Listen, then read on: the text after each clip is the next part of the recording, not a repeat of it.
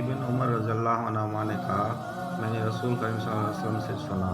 آپ صلی اللہ علیہ وسلم نے فرمایا کہ جب رمضان کا چاند دیکھو تو روزہ شروع کر دو، اور جب شوال کا چاند دیکھو تو روزہ افطار کر دو، اور اگر ابر ہو تو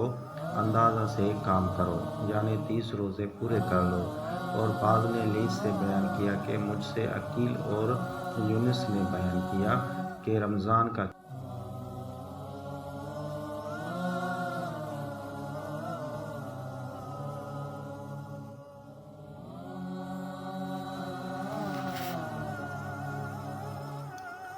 رسول اللہ صلی اللہ علیہ وسلم نے فرمایا، جو کوئی شب قدر میں ایمان کے ساتھ اور